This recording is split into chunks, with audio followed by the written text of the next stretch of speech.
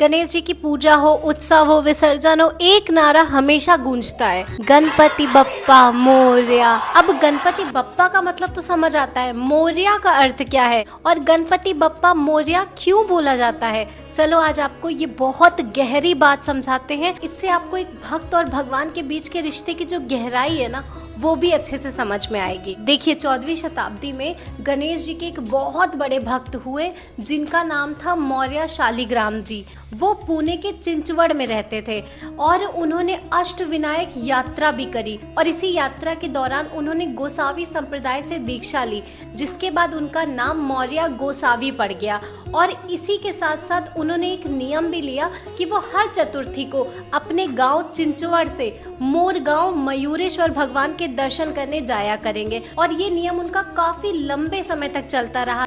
लेकिन एक दिन चतुर्थी वाले दिन गोसावी जी को मंदिर पहुंचने में देरी हो गई और जैसे ही वो मंदिर पहुंचे तो मंदिर के पट बंद हो चुके थे। उन्होंने पुजारी जी से काफी प्रार्थना की कि उन्हें मयूरेश्वर भगवान के दर्शन करा दे, लेकिन पुजारी जी नहीं माने। तो जो मौर्य गोसावी जी थे वो मंदिर के बाहर ही बैठकर बहुत जोर जोर से रोने लगे। उन्हें बहुत पीड़ा हो रही थी क्योंकि वो अपने भगवान के दर्शन नहीं कर पा रहे थे और उनका जो नियम था वो भी टूट रहा था। थोड़ी ही देर बाद गोसावी जी की पीड़ा असहनीय होने लगी। वो भगवान के दर्शन के लिए एकदम उनके अंदर तड़प उठने लगी।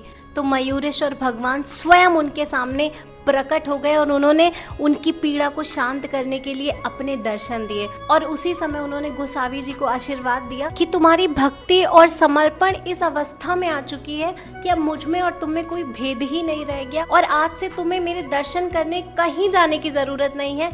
मैं हमेशा तुम्हारे साथ ही रहूंगा, तुम्हारे पास ही रहूंगा। और उसके बाद कहते हैं कि निरंतर जो गणेश जी हैं वो गोसावी जी के साथ ही रहने लगे और उसके बाद से ही जो भक्तजन है वो गणपति बप्पा मोरया बुलाने लगे, क्योंकि भक्त और भगवान का भेद खत्म हो चुका था। और इसके पीछे भक्तों का भाव ये भी था कि मौर्य जी जैसी भक्ति मुझे भी दे और आप मेरे साथ भी निरंतर रहें और अपनी कृपा हम पर हमेशा बनाए रखें। और तब से लेकर आज तक गणपति बप्पा मोरया चलता आ रहा है, जो कि एक भक्त और भगवान के बीच का जो गहरा रिश्ता है उसे भी प्रदर्शित करता है। राधे राधे।